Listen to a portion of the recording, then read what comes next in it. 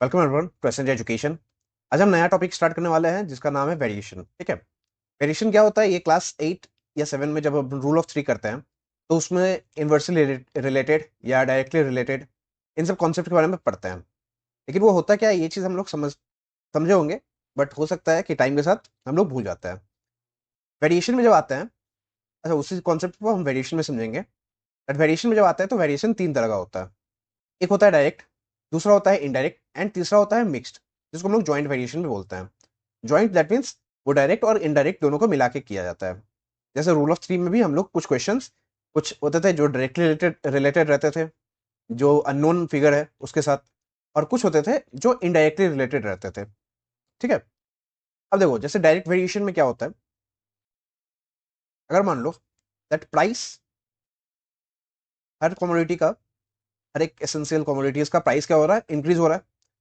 Price के साथ साथ ईयर जो है वो इंक्रीज हो रहा है। दैट मीन्स बढ़ते हुए साल के साथ, ठीक है, ईयर वैसे ऊपर रहेगा, बढ़ते हुए साल के साथ हर कमोडिटी का प्राइस क्या हो रहा है? प्राइस क्या हो रहा है? प्राइस इंक्रीज हो रहा है। ठीक है, जैसे मान लीजिए आज से 5 साल पहले किसी चीज का दाम था 60 रुपया, फिर 4 साल पहले दाम इसका बढ़ गया। क्लियर? तो मान लो दैट 2015 है, ठीक है, 60 रुपया था। 2016 आया, 70 रुपया हो गया। उसके बाद 2017 आया तो इसमें 80 रुपया हो गया। उसके बाद 90 रुपीज हो गया 2018 में। तो यहाँ प्राइस क्या है? प्राइस कॉन्स्टेंटली इंक्रीज होते जा रहा है। ठीक है, और ये कॉन्स्टेंटली क्यों बोला गया है यहाँ पे टर्म? क्योंकि देखो हर साल सिर्फ 10 रुपया का इंक्रीज हो रहा है। ठीक है, 10 साल 10 रुपया सिर्फ इंक्रीज हो रहा है every year. For every 1 year there is increase of rupees 10। तो हम लोग यहाँ पे लिख सकते हैं that price is directly proportional to the year. ये है वेरिएशन का साइन। ठीक है, अगर साल के साथ साथ जो ईयर है, ईयर के साथ साथ अगर प्राइस भी इंक्रीज हो रहा है तो उसको हम लोग क्या बोलते हैं? Directly proportional. और जब हम लोग वेरिएशन का यहाँ पे साइन देते हैं, प्रोपोर्शन का साइन देते हैं, ठीक है, और डायरेक्टली रिलेटेड टू वाई, इस तरह भी बोल सकते हो। ये जब वेरिएशन का साइन इक्वल टू में कन्वर्ट होता है तो यहाँ पे एक कांस्टेंट क्रिएट हो जाता है। ठीक है, ये कांस्टेंट क्या है? ये है कांस्टेंट दैट इज 10। ठीक है, जिसको हम लोग बोलते हैं वेरिएशन कांस्टेंट। नाम में देखो, नाम कांस्टेंट है। कांस्टेंट मतलब क्या होता है? कांस्टेंट मतलब that the number that will not change. ठीक है, ना वो इंक्रीज होगा ना वो डिक्रीज होगा, वो निरंतर ऐसे ही चलते रहेगा। ठीक है, वो चेंज नहीं होगा, वो कांस्टेंट है, स्थिर है। तो यहाँ पे जो भी हम लोग जैसे ही वेरिएशन का साइन रिमूव करेंगे तो वहां पे क्या रखते हैं? एक कांस्टेंट रखते हैं। ये चीज याद रखिएगा। और मान लो अगर कहीं पे मुझे दे दिया गया that x equals to K into Y, ये दिया हुआ है वेर के इज अ कांस्टेंट, इसको वेरिएशन में टर्न करो। तो वेरिएशन कैसे टर्न करेंगे? सिंपली इक्वल्स टू और के है, दैट इज के कांस्टेंट है। ठीक है, तो उसके लिए हम डायरेक्टली क्या कर देंगे? साइन यहाँ पे पुट कर देंगे that x varies y। Clear? अगर इक्वल टू दिया हुआ है, इक्वल टू को आपको हटाना है, वेरिएशन का साइन में कन्वर्ट करना है तो आप डायरेक्टली कर सकते हो। और वेरिएशन का साइन है उसको इक्वल टू में लाना है तो वो भी आप कर सकते हो। वेयर के will be a constant and K will non zero constant. ठीक है, ये चीज याद रखिएगा, के जीरो नहीं होगा। ठीक है, तो वेरिएशन का मतलब क्या हो गया? अगर एक क्वांटिटी इंक्रीज हो रहा है, डायरेक्ट वेरिएशन का मतलब हो गया दैट एक क्वांटिटी इंक्रीज हो रहा है तो दूसरा भी इंक्रीज होगा। उसी तरह आते हैं इनडायरेक्ट वेरिएशन पे। इसको इनवर्स वेरिएशन भी बोलते हैं हम लोग। इनवर्स वेरिएशन मतलब क्या हुआ?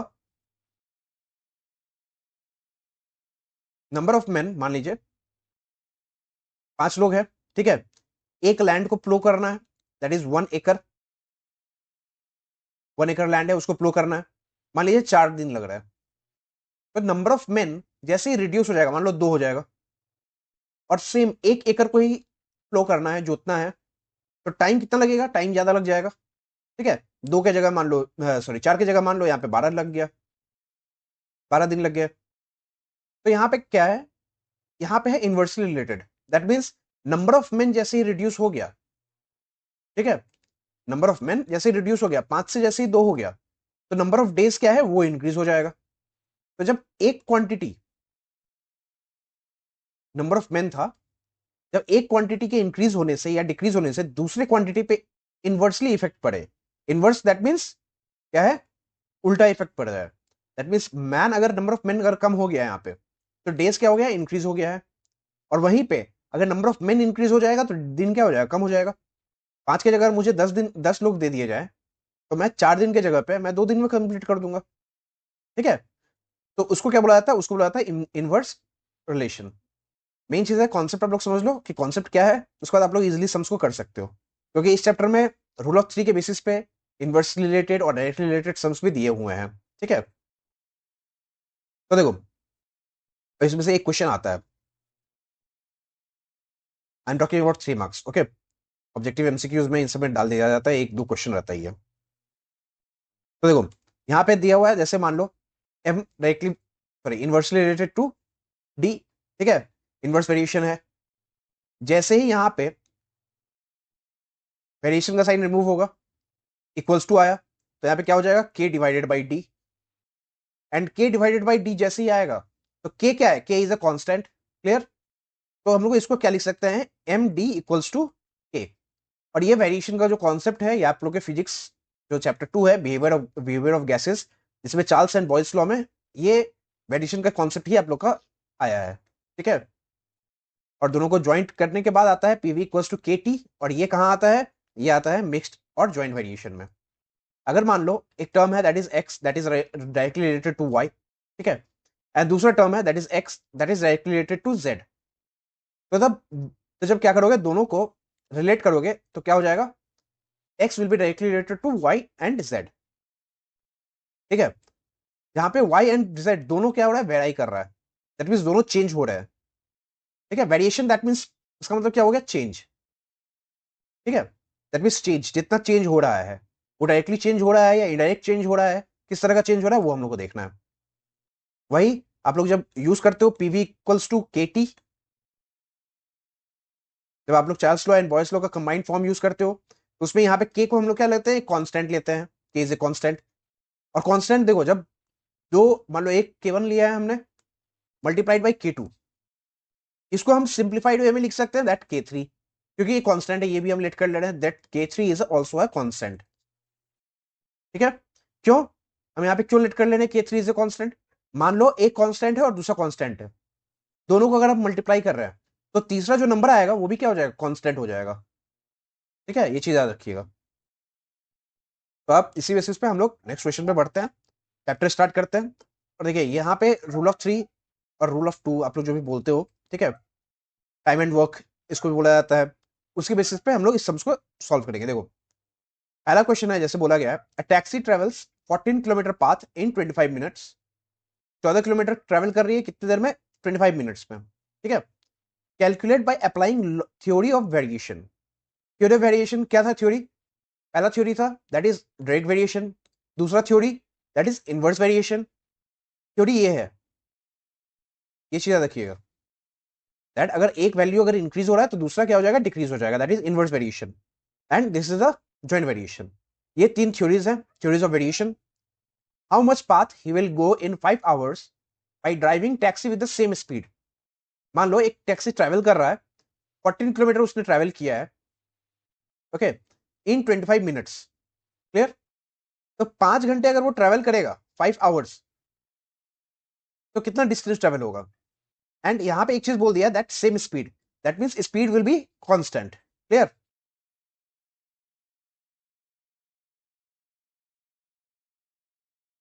तो एक देखो, एक पहले ना साइड में, रफ साइड में एक चीज कर लेना, डिस्टेंस एंड टाइम। ठीक है, ये क्यों करने बोल रहे हैं, क्योंकि बहुत सारे स्टूडेंट्स को डायरेक्ट क्वेश्चन पढ़ के समझ में नहीं आता कि यहाँ पे क्या अप्लाई करना है। हम लोग यहाँ पे बचपन में जो करते थे, दैट इज क्लास 7-8 में करते थे, रूल ऑफ थ्री, वो हम लोग अप्लाई कर सकते हैं, बट वो हम लोग अप्लाई नहीं करेंगे। क्यों अप्लाई नहीं करेंगे, बिकॉज यहाँ पे हम लोग को पहले बोल दिया है that the theory of variation, ये हमें अप्लाई करना है।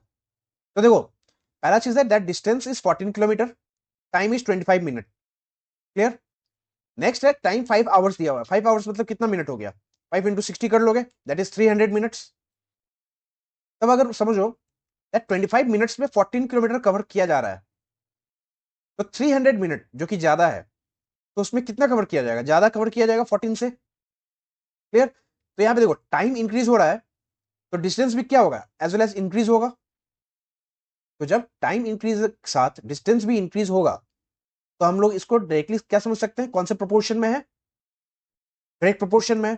ठीक है, दैट इज डायरेक्टली रिलेटेड है। तो जब हम ये चीज समझ जाएंगे दैट ये डायरेक्टली रिलेटेड है, तो हम इजीली कॉन्सेप्ट लगा के क्वेश्चन को सॉल्व कर सकते हैं। देखो, since taxi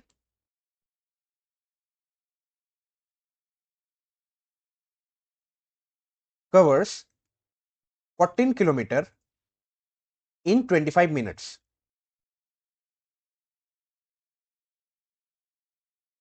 with speed being constant। ठीक है,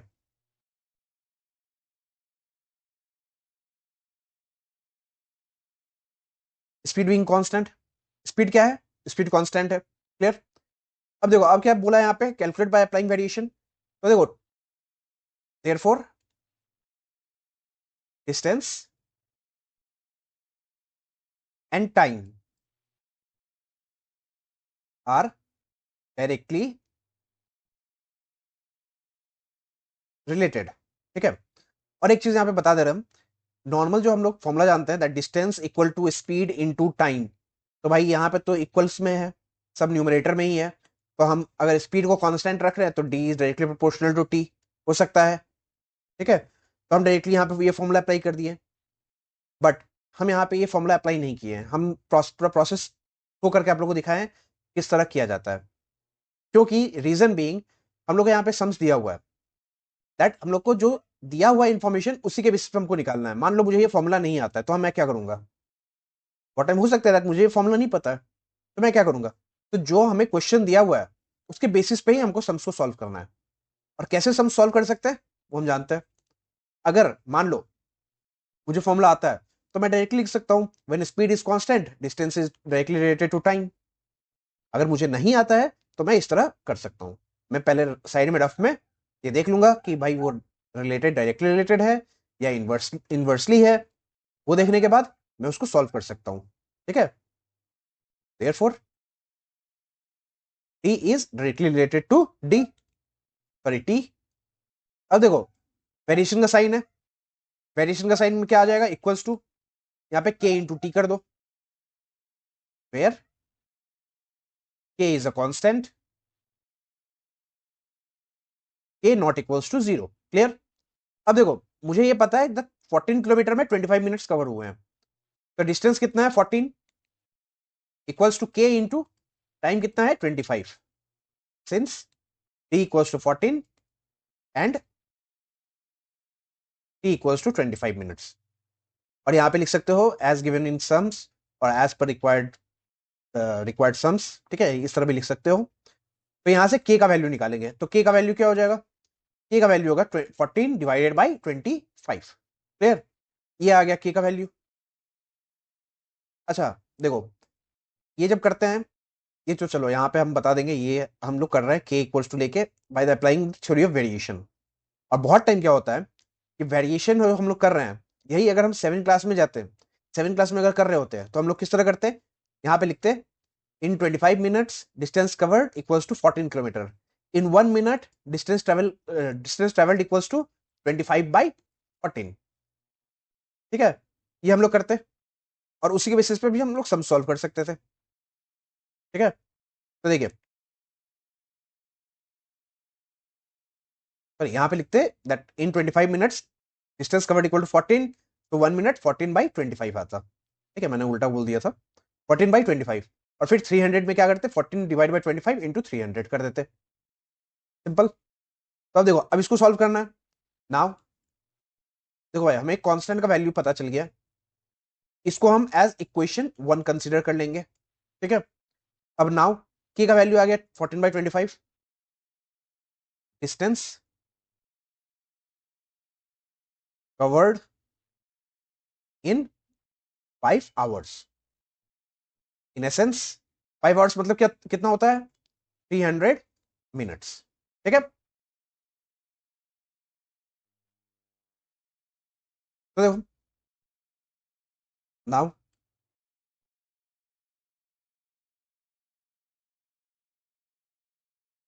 फ्रॉम इक्वेशन 1 वी गेट, हमको इक्वेशन 1 में क्या दिया हुआ था, d equals to K into T. ठीक है, के और टी के बीच में रिलेशन क्या था, वो निकाला गया है। के का वैल्यू हमने कितना निकाला है 14 divide by 25 time that is 300। Solve करोगे इसको कितना हो जाएगा, it will be 12, 14 two that will be 28, carry 2 and it will be 168 and that is the 168 kilometre. Clear. तो देखो एक ही सम्स में हमने रूल ऑफ थ्री देख लिया, यूनिटरी मेथड भी देख लिया, दैट यूनिटरी मेथड में वन के परस्पेक्ट में निकाला जाता है जो लास्ट में बताया गया था, यूनिटरी मेथड भी देख लिया। एंड थर्ड जो हमें एक्चुअल में सीखना था, जो एक्चुअल में करना था, वो थ्योरी ऑफ वेरिएशन भी हमने कर लिया। ठीक है। तो देखो सम्स हार्ड नहीं है, ये आपको थोड़ा लंबा लग रहा होगा बिकॉज इस पर एक्सप्लेन करना ज़्यादा था। ठीक है, समझाना जरूरी था दैट कि किस तरह किया जाता है। आप लोग अगर समझ जाओगे, कॉन्सेप्ट क्लियर हो जाएगा, आप लोग इजीली सम्स को कर सकते हो। चलो इसी बेसिस पे हम लोग एक सम्स और स्टार्ट करते हैं। देखो जैसे यहाँ पे दिया हुआ है that a box of sweet is divided among 24 children of A class. पहले देखो यहाँ पे चिल्ड्रन कितने हैं और नंबर ऑफ स्वीट्स कितने हैं। ठीक है, तो 24 children of A class, 24 children है, हर चिल्ड्रन को कितना मिला है, 5 स्वीट मिला है। ठीक है, अब मान लो how many sweet would each get if the number of children is reduced by 4। Number of children कम हो गए, दैट इज 20 हो जाएगा, तो नंबर ऑफ जो स्वीट्स हैं वो क्या होंगे, बढ़ेंगे या कम होंगे। 24 बच्चे हैं, हर एक को 5-5 करके, 5-5 स्वीट करके मिल रहा है। अगर बच्चे कम हो गए तो जो मिठाई मिल रही है, एक बच्चे को अगर 5 मिठाई मिल रही थी, तो अब मिठाई का नंबर क्या हो जाएगा, इंक्रीज हो जाएगा, बढ़ जाएगा। क्लियर। हर बच्चे को हो सकता है 6 मिठाई मिल जाए या फिर 7 मिल जाए। तो यहाँ पे देखो नंबर ऑफ चिल्ड्रंस कम हो रहा है, तो नंबर ऑफ स्वीट्स क्या हो जाएगा, इंक्रीज हो जाएगा। तो जब ये दोनों एरोज ऑपोजिट डायरेक्शन में जा रहे हैं, इसके रिस्पेक्ट में देखना है, इसके रिस्पेक्ट में देखोगे। ठीक है, जब एरोज उल्टे तरफ जा रहे हैं, निगेटिव इनवर्स वे में जा रहे हैं, तो उसको हम लोग क्या बोलते हैं, इनवर्सली रिलेटेड। ठीक है, यहां पे क्या अप्लाई होगा, थ्योरी इनडायरेक्ट वेरिएशन। ठीक है, फिर से समझा दे रहे हैं एक चीज। देखो नंबर ऑफ चिल्ड्रन यहाँ पे कम हो गए, तो जब बच्चों का नंबर कम हो गया है, तो हर एक बच्चे को जो स्वीट मिलेगा, जो मिठाई मिलेगा, वो क्या होगा, उसका नंबर इंक्रीज होगा। यहाँ से 5 से 7 हो सकता है, या 6 हो सकता है, या 5.5 हो सकता है। ठीक है, तो देखो नंबर ऑफ चिल्ड्रन कम हो रहा है, लेकिन नंबर ऑफ जो स्वीट्स हैं वो क्या हो रहा है, इंक्रीज हो रहा है। क्लियर, इंक्रीज हो रहा है। तो इस वजह से ये क्या है, इनवर्सली रिलेटेड है।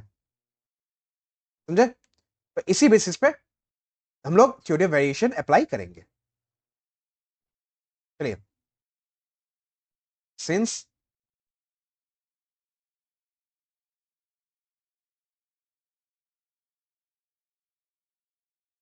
यहाँ पे डायरेक्टली हम स्टार्ट करते हैं। ठीक है, number of children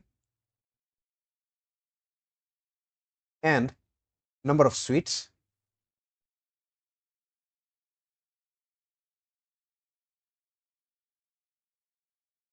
are inversely related to each other. Let number of children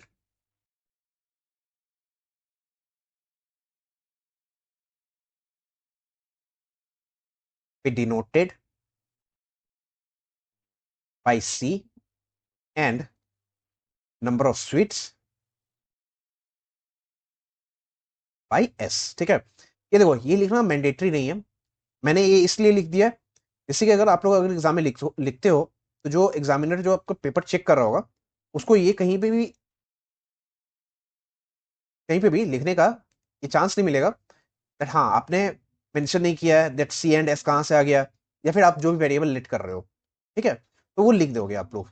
therefore number of children will be indirectly related to what, number of sweets. ठीक है, अच्छा देखो अगर यहाँ पे गलती से आप एस यहाँ पे रख दे रहे हो और सी नीचे में रख दे रहे हो, तब भी कोई इशू नहीं है, बिकॉज दोनों तो इनवर्सली रिलेटेड पहले से ही हैं। ठीक है, C equals to that will be K by S, where K is a constant and K will not be equals to 0। ठीक है, ये हमने रेशियो प्रोपोर्शन में बहुत किया था, इसको अभी क्वेश्चन 1 लेट कर लो। पुटिंग सी का वैल्यू क्या है, सी है पहले 24 चिल्ड्रंस है। ठीक है, के का वैल्यू हमें पता नहीं है, हमें फाइंड करना है। एंड एस स्वीट्स, हर बच्चे को कितना मिलेगा, 5 मिलेगा। तो के का वैल्यू क्या हो जाएगा, 24 इंटू 5, क्रॉस मल्टीप्लाई कर दोगे, बिकॉज हमें के का वैल्यू फाइंड करना है। तो जिसका वैल्यू फाइंड करना रहता है उसको क्या करते हैं हम लोग, अकेले रख देते हैं। तो के का वैल्यू क्या आ गया, 120। क्लियर है। अब now number of children's or number of children, sorry, children is already plural,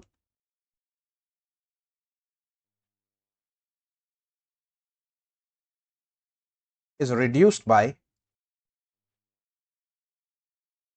4। ठीक है, therefore new number that is equals to 24 minus of 4 that is equals to 20। Clear, तो 20 बच्चे हो गए। अब देखो यहाँ पे आप डायरेक्टली कैलकुलेट कर सकते हैं, यहाँ पे 120 है, यहाँ पे 20 है, डिवाइड कर दो, 5 कितना हो जाएगा, 6। तो मतलब 6 नंबर ऑफ स्वीट्स मिल रहा है। बट हमें क्या करना है, by applying theory of variation. ठीक है, तो नाउ, और नाउ नहीं, लिख दो from equation 1 we get number of childrens that is equals to K divided by S. ठीक है, यहाँ पे जैसे हमारा था 3 equals to K by S. Clear, वही हम यहाँ पे अप्लाई करेंगे। तो के का वैल्यू हमें पता चल गया था 120। नंबर ऑफ जो स्टूडेंट्स थे या स्वीट्स थे, sorry, number of childrens reduce हो गए थे, दैट इज 20। के का वैल्यू कितना था, that is 120। And number of students हमें फाइंड करना है। ठीक है, सॉरी, नंबर ऑफ स्वीट्स हमें फाइंड करना है। तो एस को यहाँ पे लेके चले जाओ 20 के साथ, और 20 को इसके जगह पे लेके आ जाओ, क्रॉस मल्टीप्लाई, और बोल सकते हो इसको ट्रांसलोकेशन बोल सकते हो, दैट ट्रांसलोकेट हम लोग कर दिए हैं इसको। तो एस का वैल्यू क्या आ जाएगा, दैट इज 120 डिवाइड बाई 20, 1 जा 6 जा, तो यहाँ पे 6 हो गया। देयरफॉर नंबर ऑफ स्वीट्स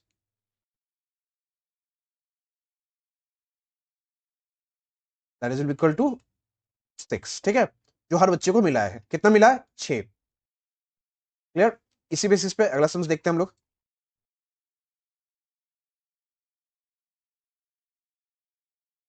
अब देखो, इस तरह के सम्स आपने क्लास 8 में बहुत सारे देखे होंगे। दैट 50 विलेजर्स है, 18 दिन लग रहा है एक पॉन्ड को डिक करने में, मतलब एक पॉन्ड बनाने में, ठीक है, तालाब बनाने में।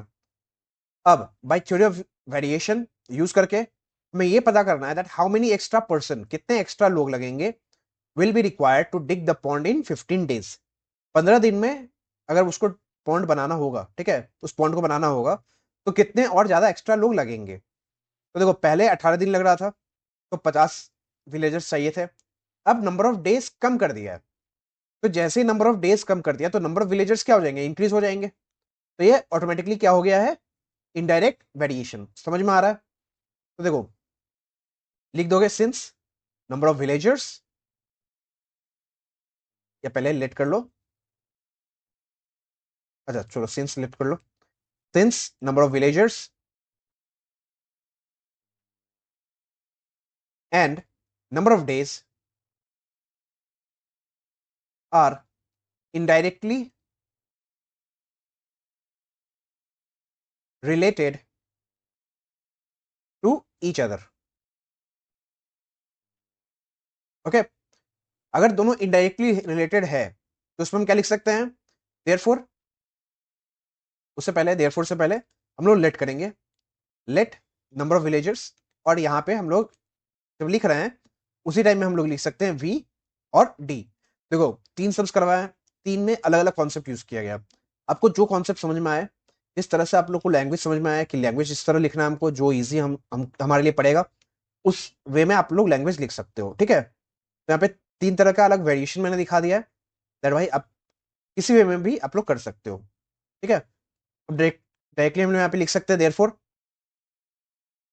v is indirectly related to what, number of days. अब देखो, इसको हम कैपिटल डी ही रखते हैं, तो v will be equals to k divided by d, where k is a constant and k का वैल्यू क्या होगा, 0 के बराबर नहीं होगा, नॉट इक्वल टू 0। ठीक है, क्योंकि अगर यही 0 हो गया तो बस v का वैल्यू भी क्या हो जाएगा, 0 हो जाएगा। नाउ अब क्या है, 50 विलेजर्स है, दैट इंप्लाइज 50 इक्वल्स टू के वैल्यू रखेंगे और नीचे में क्या रखेंगे डी, दैट इज 18 डेज लगे हैं। तो के का वैल्यू क्या हो जाएगा 18 इंटू 50। अब मान लो किसी को मल्टीप्लीकेशन नहीं आता है, मुझे मल्टीप्लीकेशन नहीं आता है, तो मैं क्या करूंगा, मैं यहीं तक छोड़ सकता हूँ। ठीक है, जरूरी नहीं है कि मैं मल्टीप्लाई करके ही रिजल्ट निकालूं, बिकॉज आगे अगर डिवीजन में है तो आगे क्या होगा, कट होगा ही होगा। ठीक है, काटना पड़ेगा, रिड्यूस करना पड़ेगा। नाउ अब देखो यहाँ पे क्या बोला, 15 दिन में पॉइंट को टिक करना है।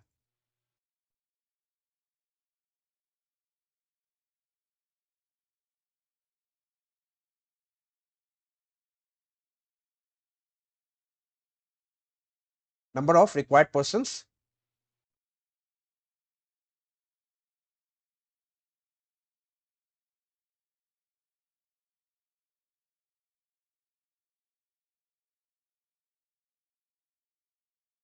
इन 15 डेज। ठीक है, 15 डेज में टिक करना है फ्रॉम इक्वेशन 1 वी गेट